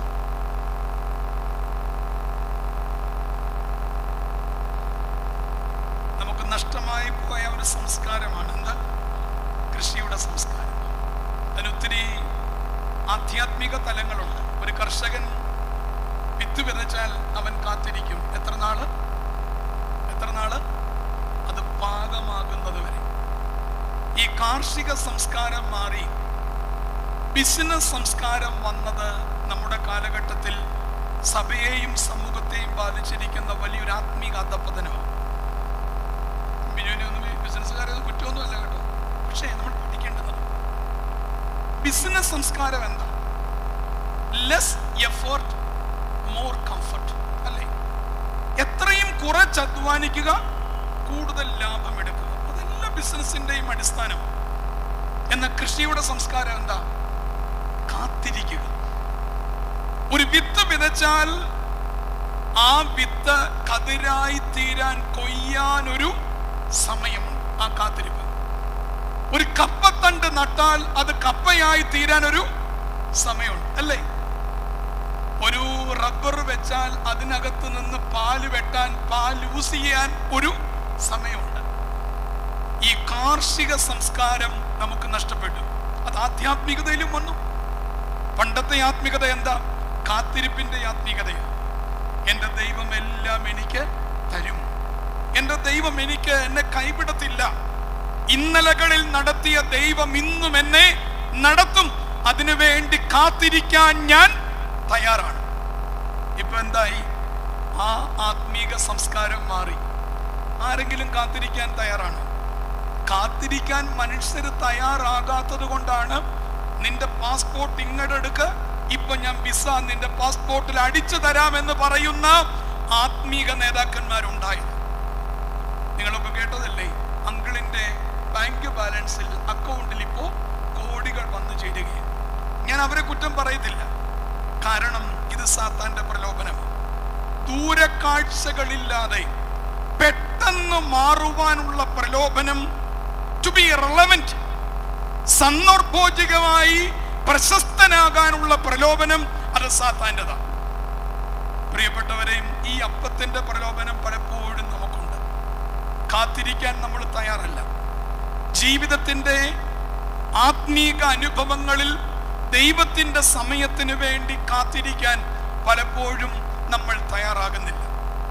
അതിൻ്റെതായ പ്രതിസന്ധിയും അതിൻ്റെതായ പ്രശ്നങ്ങളും നമ്മെ ബാധിക്കുന്നു. രണ്ടാമത്തെ പ്രലോഭനം എന്താ? അതും നമ്മുടെ കാലഘട്ടത്തെ ഗ്രസിച്ചിരിക്കുന്ന മറ്റൊരു കാര്യമാണ്. രണ്ടാമത്തെ പ്രലോഭനം എന്താ? ഉയർന്ന ഒരു സ്ഥലത്തേക്ക് കൊണ്ടുപോയിട്ട് പറഞ്ഞു, നീ താഴോട്ട് ചാട്, നിന്നെ വഹിക്കുവാൻ ആരുണ്ട്? മാലാഖമാരുണ്ട്. ടു ബി സ്പെക്ടാക്കുലർ, കാഴ്ചയിൽ ചിലതൊക്കെ ആയിത്തീരുക, അതാണ് രണ്ടാമത്തെ പ്രലോഭനം. നീ താഴോട്ട് ചാട്, നിന്നെ കാക്കാൻ ആരുണ്ട്? മാലാഖമാരുണ്ട്. ഈ ചാടി ദൈവപുത്രൻ എന്ന് തെളിയിക്കണം. ടു ബി പോപ്പുലർ ആകണം. അതിന്ന് സഭയെ ഏറെ ബാധിച്ചിരിക്കുക കേട്ടോ. പറയുന്നത് ക്ഷമിക്കണം കേട്ടോ. ഈ പോപ്പുലറായി തീരാനുള്ള ഒരു പ്രവണത വളരെയധികം ബാധിച്ചിരിക്കുകയാണ്. അതുകൊണ്ടാണ് വിശുദ്ധ കുർബാന കഴിഞ്ഞ് തിരുബലിപീഠത്തിന് തിരിഞ്ഞു നിന്ന് കാപ്പായുടെ ഫോട്ടോ എടുത്ത് യൂട്യൂബിൽ ഷെയർ ചെയ്യുന്നത്. ഇത് ആരും അറിയാതെ പോകുന്ന പ്രലോഭനമാണ്. ഞാനും വീണ് പോയിട്ടുണ്ട്. വിശുദ്ധ ത്രോണോസിന്റെ പുറകിൽ തിരിഞ്ഞു നിന്ന് ചങ്ങനാശ്ശേരിക്കാരൻ ഫോട്ടോ എടുക്കാൻ ആളിനെ നിർത്തുമ്പോ ആ ഫോട്ടോ എടുത്ത് യൂട്യൂബിൽ, ഫേസ്ബുക്കിൽ, ട്വിറ്ററിൽ അത് ഷെയർ ചെയ്യുന്നത്. To be popular. ആരാകണം? പ്രശസ്തനാകണം. പ്രിയപ്പെട്ടവരെ, പ്രശസ്തനാകാൻ അദ്ദേഹം ശ്രമിച്ചിരുന്നെങ്കിൽ അദ്ദേഹത്തിന് ഈ കല്ലേറ് കൊള്ളേണ്ടി വരില്ലായിരുന്നു. പ്രശസ്തനാകാൻ കർത്താവ് ശ്രമിച്ചിരുന്നെങ്കിൽ അവന് ക്രൂശിൽ കയറേണ്ടി വരില്ലായിരുന്നു.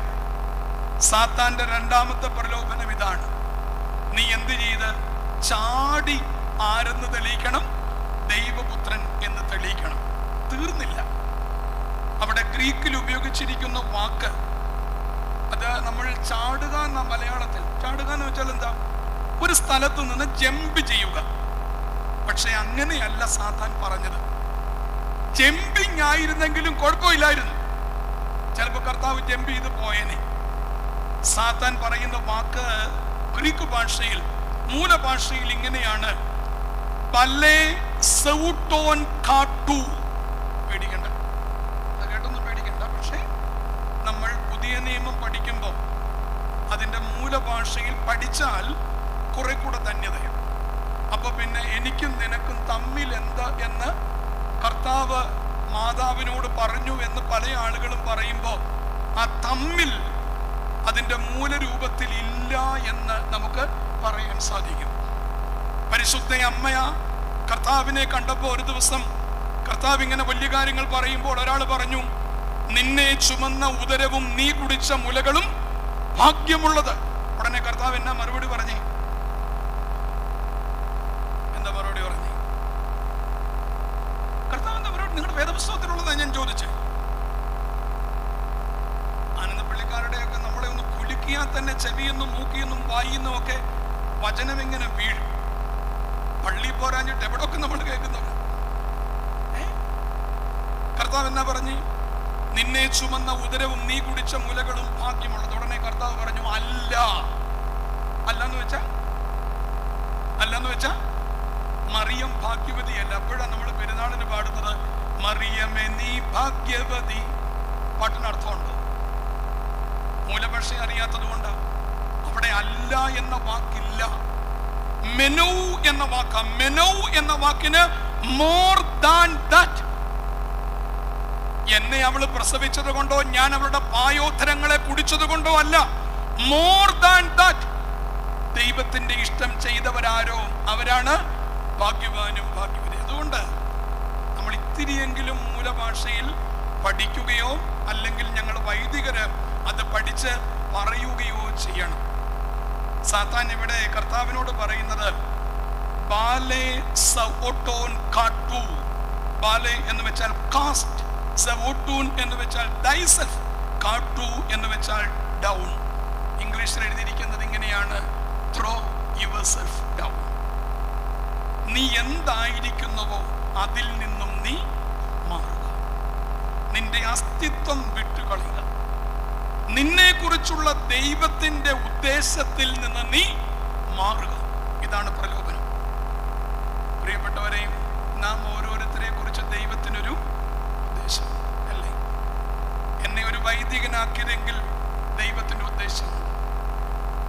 60ഓളം യോഗ്യതയുള്ളവരിൽ നിന്ന് 7 പേരെ യോഗമുള്ളവരായി മെത്രാപ്പോലിത്തന്മാരായി ദൈവം തിരഞ്ഞെടുത്തുവെങ്കിൽ ദൈവത്തിനൊരു ഉദ്ദേശം. യോഗ്യതയും യോഗവും.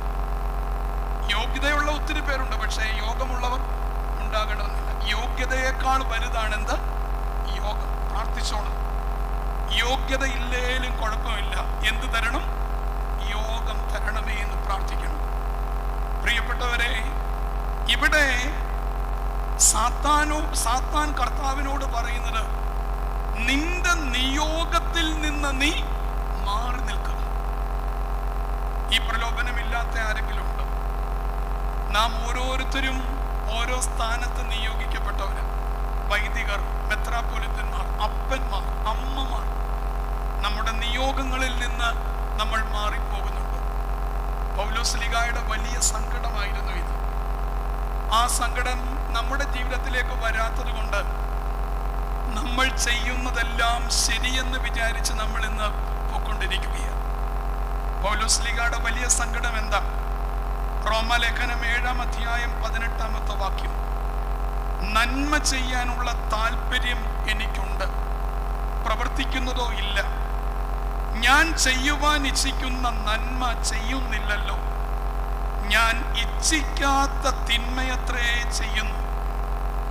പൗലോസ്ലീഹായുടെ വലിയൊരു സങ്കടമാണ്. എനിക്ക് നന്മ ചെയ്യാൻ ആഗ്രഹമുണ്ട്, പക്ഷേ ഞാൻ എന്ത് ചെയ്യുന്നില്ല? നന്മ ചെയ്യുന്നില്ല. ഞാൻ ആഗ്രഹിക്കുന്ന നന്മയല്ല, ആഗ്രഹിക്കാത്ത തിന്മ ചെയ്തു പോകുകയും.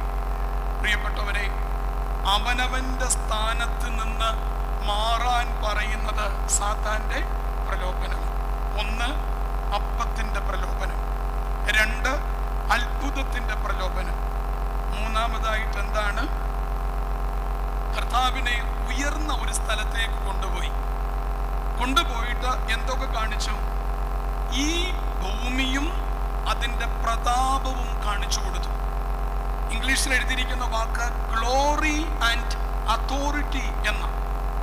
Glory and authority. ഗ്ലോറി എന്ന് വെച്ചാൽ എന്താ? പക്ഷേ ഒരു ഡിമാൻഡേ ഉള്ളൂ. എന്ത് ചെയ്യണം? എന്നെ ഒന്ന് വീണ് നമസ്കരിക്കണം. A little bit compromise. ഇത് വലിയൊരു പ്രലോഭനമാണ്. അഹറോൻ വീണുപോയത് ഈ പ്രലോഭനത്തിലാണ്. പുറപ്പാട് പുസ്തകം 32-ാം അധ്യായം. മോശ സീനായി മലയിലേക്ക് പോയി. മോശ സീനായി മലയിൽ പോയപ്പോൾ യോശുവയെയും ഹൂറിനെയും കാര്യങ്ങളൊക്കെ ഏൽപ്പിച്ചു. അഹറോനെ നിയന്ത്രിക്കുവാൻ വേണ്ടി ഏൽപ്പിച്ചു. അപ്പോഴാണ് ദൈവത്തിന്റെ ജനം വന്ന് അഹറോനോട് പറയുന്നത്, ഞങ്ങൾക്ക് മുമ്പേ നടക്കാൻ ഒരു ദൈവം വേണം, അതുകൊണ്ട് നീ ഒരു ദൈവത്തെ ഉണ്ടാക്കി തരിക. അഹറോൻ എന്തു ചെയ്തു? ജനത്തിന്റെ കുണുക്കുകൾ വാങ്ങിച്ച് അഹറോൻ ഭാഷ വരുത്തി. ഞങ്ങളെന്ന് വൈദിക സ്ഥാനികളൊക്കെ ചിന്തിക്കേണ്ട ഒരു കാര്യം, Aaron fashioned with a carving tool എന്നാണ് വേദപുസ്തകത്തിൽ പറയുന്നത്. അഹറോൻ എന്ത് ചെയ്തു? ജനത്തിന്റെ ആഭരണം വാങ്ങിച്ച് ഈ fashioned with a carving tool. ഉരുക്കിയൊന്നുമില്ല. അത് അഹറോൻ പിന്നെ ഡിമാൻഡ് ചെയ്യുന്നതാണ്. ഈ സ്വർണം എല്ലാം കൂടെ ഞാൻ തീയിലിട്ടു, ഒരു കാളക്കുട്ടി പുറത്തു വന്നു. അങ്ങനെയല്ല. അഹറോൻ എന്ത് ചെയ്തു? ജനം കൊടുത്ത ആഭരണത്തെ ചെറുതായിട്ടൊന്ന് മിനുക്കുപണി ചെയ്തു. ഈ മിനുക്കുപണികൾ അത് കോംപ്രമൈസാണ്. പ്രിയപ്പെട്ടവരെ, പൊരുത്തപ്പെട്ടു, പൊരുതി നിൽക്കാതെ പൊരുത്തപ്പെട്ടു. ഇതാണ് അഹറോന്റെ വലിയ തെറ്റ്. ഇവിടെ എന്താണ് സാത്താൻ കർത്താവിനോട് പറയുന്നത്? ഞാൻ നിനക്ക് ഗ്ലോറിയും തരാം, അതോറിറ്റിയും തരാം, നീ എന്നെ ഒന്ന് നമസ്കരിച്ചാൽ മതി. പ്രിയപ്പെട്ടവരെ, ക്രിസ്തു അതിന് കൊടുക്കുന്ന മറുപടി, നിന്റെ ദൈവത്തെ നീ പരീക്ഷിക്കരുത്. മലങ്കര സഭയിൽ 1975 5 പിതാക്കന്മാർ മലങ്കര സഭയുടെ മെത്രാപ്പോലിത്തന്മാരായിട്ട് വന്നു. അതിലേറ്റവും പ്രശസ്തനായ ആളായിരുന്നു ഡോക്ടർ പോൾ വർഗീസ് എന്ന വൈദികൻ. അദ്ദേഹമാണ് പൗലോസ് മാർ ഗ്രിഗോറിയോസ് എന്ന പേരിൽ മെത്രാപ്പോലിത്തയായത്. അദ്ദേഹത്തെ ഡൽഹി ഭദ്രാസനമാണ് സഭ ഏൽപ്പിച്ചത്. ഡൽഹി ഹൗസ്കാസ് പള്ളിയുടെ മൈതാനത്താണ് അദ്ദേഹത്തിന്റെ സ്ഥാനാരോഹണ ശുശ്രൂഷ നടത്തിയത്. അന്നത്തെ അദ്ദേഹത്തിന്റെ പ്രസംഗത്തിന്റെ തലക്കെട്ട് എന്തായിരുന്നു എന്നറിയാമോ? ഇവിടെ സാത്താൻ കൊടുക്കുന്ന പ്രലോഭനം എന്താ? Glory and authority. എന്നാൽ ഗ്രിഗോറിയോസ് തിരുമേനിയുടെ പ്രസംഗം glory and burden. Glory and burden. Burden എന്ന് വെച്ചാൽ എന്താ? ഭാരം. എന്നൊരു ഭാരം നൽകിയിരിക്കുന്നു, എനിക്കൊരു നിയോഗം നൽകിയിരിക്കുന്നു. കാലഘട്ടം ഗ്ലോറി ആൻഡ് അതോറിറ്റിയെ പുലുകുമ്പോൾ പിതാക്കന്മാര് പറഞ്ഞത് ഗ്ലോറി ആൻഡ് ബർഡൻ. ആ ബർഡൻ സ്വീകരിച്ചത് കൊണ്ടാണ് കല്ലെറിയുമ്പോൾ സ്വർഗത്തിലേക്ക് നോക്കി അദ്ദേഹത്തിന്റെ മുഖം പ്രശോഭിതമായി മാറിയത്. 3 പ്രലോഭനങ്ങളെ കർത്താവ് അതിജീവിച്ചപ്പോൾ സാത്താൻ അവനെ വിട്ടുപോയി. രാത്രിയിലും സ്വസ്ഥതയില്ലാതെ മനുഷ്യൻ ജീവിക്കുന്നുവെങ്കിൽ അതിന്റെ കാരണം ഈ പ്രലോഭനങ്ങളാണ്. അതിന്റെ കാരണം സാത്താന്റെ ടെംപ്റ്റേഷന്. അതിനെ അതിജീവിക്കണമെങ്കിൽ, അപ്പത്തിന്റെ പ്രലോഭനത്തെ അതിജീവിക്കണമെങ്കിൽ എന്ത് വേണം? അപ്പമായി തീരണം. കർത്താവ് എങ്ങനെയാ അപ്പത്തിന്റെ പ്രലോഭനത്തെ അതിജീവിച്ചത്? സാത്താൻ എത്ര സുന്ദരമായിട്ട് കർത്താവിനോട് സംസാരിക്കുന്നത് അറിയാമോ? ഈ കല്ല് അപ്പമായി തീരുക എന്ന് നിനക്ക് പുസ്തകത്തിൽ എഴുതിയിട്ടുണ്ടല്ലോ. ഉടനെ കർത്താവ് അതേ പുസ്തകം, ആവർത്തന പുസ്തകം തന്നെ കോട്ട് ചെയ്ത് പറഞ്ഞു, മനുഷ്യൻ അപ്പം കൊണ്ട് മാത്രമല്ല ജീവിക്കുന്നത്. പ്രിയപ്പെട്ടവരെ, എല്ലാ വിശപ്പും മാറാനുള്ളതല്ല. അഥവാ മാറണമെങ്കിൽ അവനവന് ചേരുന്ന ഊട്ടുപുരകളെ മാത്രമേ സമീപിക്കാവൂ. എല്ലാ വിശപ്പും മാറാനുള്ളതല്ല. ചിലത് വിശപ്പായിട്ട് തന്നെ നിലനിൽക്കട്ടെ, അല്ലെങ്കിൽ പ്രലോഭകൻ നമ്മെ പിടികൂടും. എന്നാൽ കർത്താവ് എന്താ ചെയ്തത്? അപ്പം ആയി തീരുവാനുള്ള പ്രലോഭനത്തെ കർത്താവ് നേരിട്ടത് എങ്ങനെയാ? അവൻ സ്വയമായി അപ്പമായി മാറി. അവൻ സ്വയമായി അപ്പമായി മാറി. അതുകൊണ്ടാണ് അപ്പം എടുത്തിട്ട് പറഞ്ഞത്, ഇതെന്റെ ശരീരം. അതാണ് നാളെ പരികർമ്മം ചെയ്യാൻ പോകുന്നത്. അതിനെയാണ് ഒരു പോപ്പുലർ മതത്തിന്റെ ഭാഗമായി, പോപ്പുലാരിറ്റിക്ക് വേണ്ടി, ഷെയർ ചെയ്യുന്നതിന് വേണ്ടി, റീൽസ് കൂട്ടുന്നതിന് വേണ്ടി, റീച്ച് കൂട്ടുന്നതിന് വേണ്ടി നാം ഇന്ന് ഉപയോഗിച്ചുകൊണ്ടിരിക്കുന്നത്. അപ്പമായി തീർന്നു ക്രിസ്തു. ആസക്തികളെ അപ്പമാക്കി തീർക്കുകയാണ് കർത്താവ്. രണ്ടാമതായിട്ട് എന്താ പറയുന്നത്? നീ ചാടി ദൈവപുത്രൻ എന്ന് തെളിയിക്കണം. ക്രിസ്തു പറഞ്ഞു, ദൈവത്തെ നീ പരീക്ഷിക്കരുത്. ചാടി ദൈവപുത്രൻ എന്ന് തെളിയിക്കാനല്ല, വീഴുന്ന ഓരോ അവസരത്തിലും ദൈവം നിന്നെ താങ്ങും എന്ന അവബോധമുണ്ടാകണം. വീഴുന്ന ഓരോ അവസരത്തിലും ദൈവം നിന്നെ താങ്ങും. നീതിമാന്റെ അനർത്ഥങ്ങൾ അനേകമാകുന്നു, പക്ഷേ അതിലൊന്നിലും അവനെ ദൈവം തകർക്കില്ല. പ്രിയപ്പെട്ടവരെയും, ഈ രണ്ടാമത്തെ പ്രലോഭനങ്ങളെ നേരിടണമെങ്കിൽ പരിപൂർണമായ ദൈവാശ്രയത്വം ഉണ്ടാകണം. അത്ഭുതങ്ങളുടെ പുറകെ പോകാനല്ല, ജീവിതം തന്നെ ഒരത്ഭുതമായി മാറണം. ഈ പ്രലോഭനത്തെ കർത്താവ് നേരിടുന്നത് എങ്ങനെയാണ്? സാത്താൻ പറയുന്നത്, നീ ചാടി ദൈവപുത്രൻ എന്ന് തെളിയിക്കണം എന്ന് എഴുതിയിട്ടുണ്ട്. എവിടെ എഴുതിയിരിക്കുന്നത്? 91-ാം സങ്കീർത്തനത്തില്. ഇനി നിങ്ങളുടെ സങ്കീർത്തന അവബോധത്തെയും ഒന്ന് പരീക്ഷിക്കാം. ചാടി എന്താ 91-ാം സങ്കീർത്തനത്തിൽ നിങ്ങളോട് ചോദിക്കുന്നില്ല, ശുശ്രൂഷക്കാർ കുഞ്ഞുങ്ങളോട് ചോദിക്കും. സന്ധ്യ നമസ്കാരത്തിന് വായിക്കുന്ന മസ്മൂറയാണ് ഇത്, 91-ാം സങ്കീർത്തനം. അവിടെ ചാടിയാൽ താങ്ങാമെന്നാണോ വീണാൽ താങ്ങാമെന്നാണോ എഴുതിയിരിക്കുന്നത്? അതെങ്ങനെയാണെങ്കിലും കുഴപ്പമില്ല.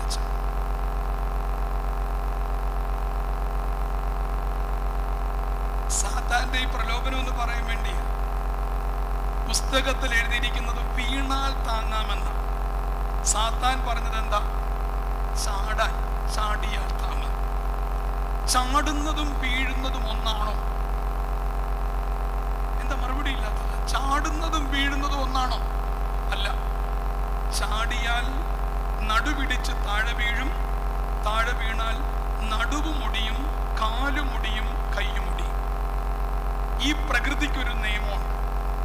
പ്രകൃതിയുടെ നിയമത്തെ അതിലംഘിച്ചാൽ ജീവിതം അപായകരമാണ്. കർത്താവിനോട് സാത്താൻ പറയുന്നത് എന്താ? നീ ചാടി ദൈവപുത്രൻ എന്ന് തെളിയിക്കണം. കർത്താവ് പറഞ്ഞത് എന്താ?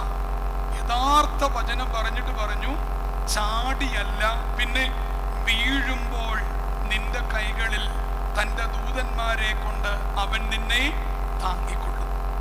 പ്രിയപ്പെട്ടവരെ, രണ്ടാമത്തെ പ്രലോഭനത്തെയും ദൈവത്തിലുള്ള അപാരമായ ആ ബോധ്യം കൊണ്ട് ക്രിസ്തു നേരിടുകയാണ്. മൂന്നാമതായിട്ട് എന്താണ്? നീ എൻ്റെ മുമ്പിൽ ഒന്ന് കോംപ്രമൈസ് ചെയ്യണം. എൻ്റെ മുമ്പിൽ ഒന്ന് കോംപ്രമൈസ് ചെയ്യണം. എന്നെ ഒന്ന് വീണ് നമസ്കരിക്കണം. If you pollute your position, you have to salute everybody. But if you salute your position, you need not salute anybody. If you salute your position, you need not salute നീ നിന്റെ സ്ഥാന മഹിമ സൂക്ഷിച്ചാൽ ആരുടെ മുമ്പിലും തലകുനിക്കേണ്ടി വരില്ല. നീ നിന്റെ സ്ഥാന മഹിമ സൂക്ഷിച്ചില്ലെങ്കിൽ ആരുടെ മുമ്പിലും, എല്ലാവരുടെ മുമ്പിലും നീ തലകുനിക്കേണ്ടി വരും. പ്രിയപ്പെട്ടവരെ, സാത്താന്റെ ഈ 3 പ്രലോഭനങ്ങളെയും കർത്താവ് അതിജീവിക്കുകയും അപ്പോൾ സാത്താൻ അവനെ വിട്ടുപോയി. സ്വാർത്ഥത വളർത്തേണ്ടുന്ന 3 പ്രലോഭനങ്ങൾ. 1, അപ്പത്തിന്റെ പ്രലോഭനം. 2, അത്ഭുതത്തിന്റെ പ്രലോഭനം. 3, ഒത്തുതീർപ്പിന്റെ പ്രലോഭനം. അതാണ് 3 വാക്കുകളിൽ ഞാൻ പറഞ്ഞത്. Spirituality of bread, spirituality of miracle and spirituality of compromise. ഈ 3നെയും കർത്താവ് എന്ത് ചെയ്തു? അതിജീവിച്ചു. സലോമൻ പറയുകയാണ്, മനുഷ്യന്റെ ജീവിതമെല്ലാം അസ്വസ്ഥമാണ്, രാത്രിയിലും അവന്റെ ജീവിതത്തിന് സ്വസ്ഥതയില്ല. പ്രിയപ്പെട്ടവരെ, ക്രിസ്തു നമ്മുടെ ജീവിതത്തിന്റെ ഭാഗമാകട്ടെ. ആ ക്രിസ്തു ജീവിതത്തിന്റെ ഭാഗമായപ്പോൾ വിശുദ്ധന്മാരുടെ ജീവിതത്തിൽ വലിയ മാറ്റങ്ങൾ ഉണ്ടായി. നമ്മുടെ ജീവിതത്തിലും ഈ പെരുന്നാൾ വഴിയായി ഒരു മോർഫോളജിക്കൽ ചേഞ്ച് അല്ല, ഒരു ക്രോമസോമിയൽ ചേഞ്ച് നമുക്കുണ്ടാകണം. ഇത് പറഞ്ഞ് ഞാൻ അവസാനിപ്പിക്കുകയാണ്. Not a morphological change. എന്താ മോർഫോളജിക്കൽ ചേഞ്ച് എന്ന് വെച്ചാൽ എന്തോ?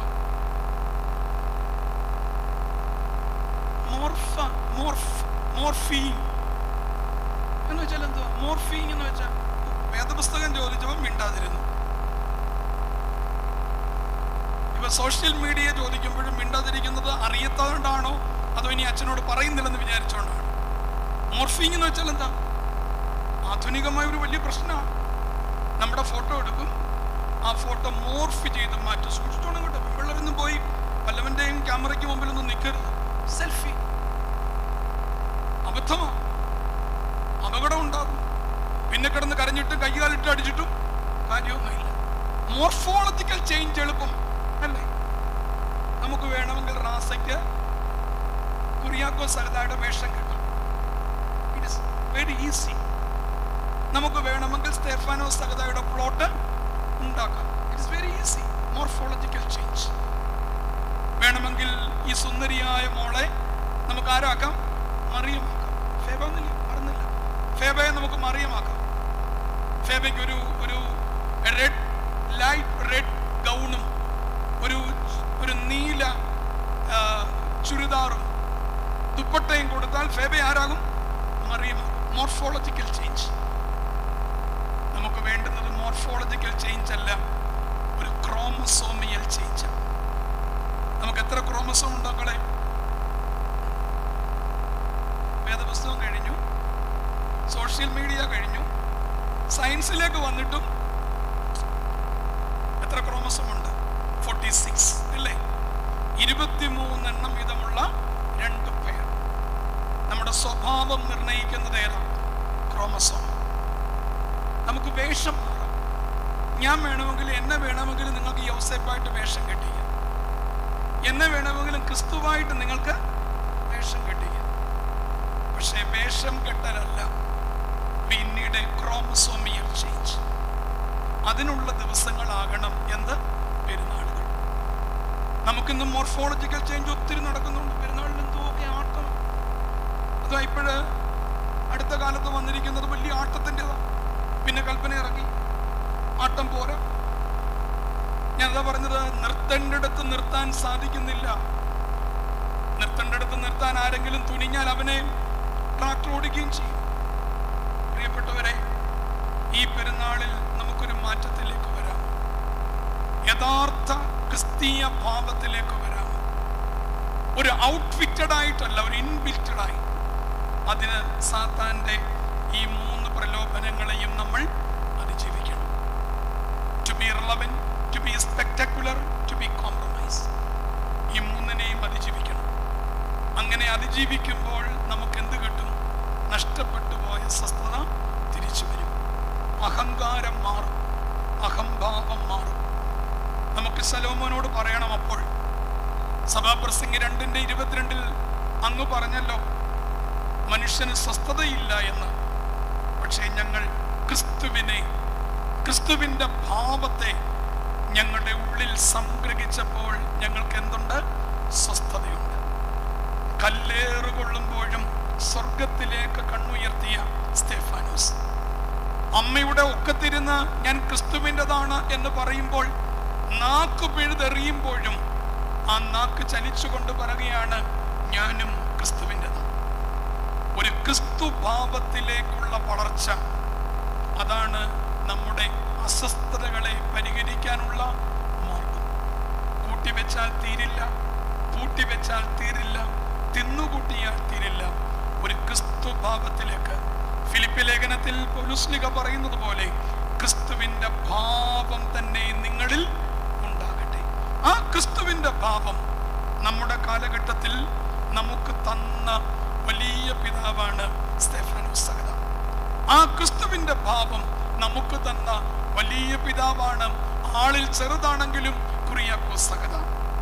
ആ ക്രിസ്തുവിന്റെ ഭാവം ഉണ്ടാകുമ്പോൾ നമുക്ക് ഈ പറയുന്ന എല്ലാവർക്കും സാത്താന്റെ പ്രലോഭനം. കാരണം സാത്താൻ എപ്പോഴും നമ്മളെ നോക്കിക്കൊണ്ടിരിക്കുകയാണ്. അവൻ ട്രാപ്പുകൾ ഉണ്ടാക്കിക്കൊണ്ടിരിക്കുകയാണ്. അവൻ സമൂഹത്തെ മാറ്റുവാൻ ശ്രമിച്ചുകൊണ്ടിരിക്കുകയാണ്. അവിടെ ക്രിസ്തു ഭാവത്തിലേക്ക് ഉയർന്ന് ആ പ്രലോഭനങ്ങളെ അതിജീവിച്ച് സ്വസ്ഥത തിരികെ പിടിക്കുവാൻ ദൈവത്തിന്റെ പരിശുദ്ധാത്മാവ് നമ്മെ സഹായിക്കട്ടെ എന്ന് പ്രാർത്ഥിച്ചുകൊണ്ട് വിരമിക്കുന്നു. കണ്ണുകളടയ്ക്കാം, പ്രാർത്ഥനയോടെ അവസാനിപ്പിക്കാം. ഞങ്ങളുടെ നാഥനായ കർത്താവേ, ജ്ഞാനിയായ ശലോമോൻ ഞങ്ങളോട് പറയുന്ന അതീവ ഗൗരവമായ ഒരു ചിന്ത ഞങ്ങളുടെ മനസ്സിൽ ഞങ്ങൾ ചിന്തിക്കുകയായിരുന്നു. സൂര്യന് കീഴെയും അദ്ദേഹം മനുഷ്യന് സ്വസ്ഥത കണ്ടെത്തിയില്ല. രാത്രിയിലും അസ്വസ്ഥമാകുന്ന മനുഷ്യ ജീവിതങ്ങൾ. അതിന്റെ കാരണം അദ്ദേഹം തന്നെ പറയുന്നു, സ്വാർത്ഥതയാണ്. ദ്രവ്യമുണ്ടായിട്ടും തൃപ്തി വരാത്ത, തിന്നുകൂട്ടിയിട്ടും മതി വരാത്ത മനുഷ്യന്റെ ജീവിതം. ഈ സ്വാർത്ഥത തരുന്നത് സാത്താനാണ് എന്ന് ഏദനിലൂടെ ഞങ്ങൾ മനസ്സിലാക്കി. ദൈവത്തെ പോലെ ആകുവാനുള്ള മനുഷ്യന്റെ സ്വാർത്ഥത അവന്റെ പരാജയത്തിന് കാരണമായി. എന്നാൽ ഗലീലയിലെ തെരുവോരത്ത് സാത്താനെയും അതിജീവിച്ച ക്രിസ്തു, അപ്പോൾ സാത്താൻ അവനെ വിട്ടുപോയി. സാത്താന്റെ പ്രലോഭനങ്ങളെ ക്രിസ്തു അതിജീവിച്ചതുപോലെ കർത്താവെ, പലപ്പോഴും ദൂരക്കാഴ്ചകളില്ലാതെ പെട്ടെന്ന് മാറുവാനുള്ള ചില ശ്രമത്തിന്റെ ഇടയിൽ ഞങ്ങൾ ദൈവഭാവത്തെ മാറ്റുന്നുവെങ്കിൽ, മറ്റവരുടെ മുമ്പിൽ കണ്ണിന് ആനന്ദകരവും കാതിന് ഇമ്പകരവുമായി ഞങ്ങളുടെ ആത്മീക ജീവിതം മാറുന്നുവെങ്കിൽ, ഗ്ലോറിയും അതോറിറ്റിയും സ്ഥാനവും അതിൻ്റെ മഹിമയും വാഗ്ദാനം ചെയ്തുകൊണ്ട് സാത്താൻ നിൽക്കുമ്പോൾ, മഹിമയേക്കാൾ ഞങ്ങൾക്ക് വേണ്ടുന്നത് ആ ഭാരമാണെന്നുള്ള തിരിച്ചറിവ് നീ ഞങ്ങൾക്ക് തരണമേ. സാത്താന്റെ മുമ്പിൽ കുനിയാതെ ഈ ഭൂമിയെയും ഈ സൃഷ്ടിയെയും വീണ്ടെടുത്തവനായ ക്രിസ്തുവിന്റെ മുമ്പിൽ കുനിയുവാൻ, ക്രിസ്തുവിന്റെ ഭാവം അത് പ്രകടനാത്മകമായ ഒരു ഭാവമല്ല, അതുള്ളിൽ തെളിയുന്ന ഭാവമായി ഈ പെരുന്നാളിൽ അവിടുന്ന് മാറ്റണമേ. പെരുന്നാൾ അനുഗ്രഹമായി മാറണമേ. ക്രിസ്തുഭാവത്തിലേക്ക് ഉയർന്ന സ്തെഫാനോസ് സഹദായെ പോലെ, ക്രിസ്തുഭാവത്തിലേക്ക് ഉയർന്ന കുറിയാക്കോസ് സഹദായെ പോലെ ഞങ്ങളും ആ ഭാവത്തിലേക്ക് ഉയരണമേ. ഞങ്ങളുടെ പെരുന്നാളുകൾ ഞങ്ങൾ ഉള്ളിൽ കണ്ട ആ ദൈവീക ഭാവം ഞങ്ങളുടെ ചുറ്റുപാടുകൾക്ക് പ്രസരിപ്പിക്കുന്നതായി മാറണമേ. ഞങ്ങളുടെ പെരുന്നാൾ പ്രദക്ഷിണം ഞങ്ങൾ അകത്ത് കണ്ട ദൈവഭാവത്തെ ഞങ്ങളുടെ ദേശത്തിന് പ്രസരിപ്പിക്കുവാൻ, പ്രോജ്വലിപ്പിക്കുവാൻ ഞങ്ങൾക്കിടയാക്കണമേ. ഞങ്ങളുടെ പെരുന്നാളുകളെ വിലാപങ്ങളാക്കി തീർക്കരുതേ. എല്ലാ കൃപകളാലും അനുഗ്രഹങ്ങളാലും നിറയ്ക്കണമേ. സാത്താന്റെ പ്രലോഭനങ്ങളെ ഞങ്ങൾക്ക് അതിജീവിക്കുവാൻ കഴിയുന്നില്ല കർത്താവേ. അവിടുന്ന് കൂടെ ഉണ്ടായിരുന്ന് വീണ്ടും വീണ്ടും പ്രലോഭകന്റെ ആകൽക്കറുസായുടെ പ്രലോഭനങ്ങളെ അതിജീവിക്കുവാനുള്ള ആന്തരിക ശക്തിയും ബലവും ഞങ്ങൾക്ക് തരണമേ. കൃപകളാൽ നിറയ്ക്കണമേ. പിതാവിൻ്റെയും പുത്രൻ്റെയും പരിശുദ്ധാത്മാവിൻ്റെയും തിരുനാമത്തിൽ തന്നെ ആമേൻ. ഇവിടേക്ക് വരുവാനും ദൈവത്തിൻ്റെ വചനവുമായി നിങ്ങളെ അഭിസംബോധന ചെയ്യുവാനും ദൈവം തന്ന കൃപകളെ ഓർക്കുന്നു. പെരുന്നാളിന് എല്ലാ ആശംസകളും എല്ലാ പ്രാർത്ഥനകളും നേരുന്നു. പെരുന്നാൾ അനുഗ്രഹമായി മാറട്ടെ. ക്ഷണിച്ച അച്ഛനോടും ശാന്തമായി കേട്ടിരുന്ന എല്ലാവരോടുമുള്ള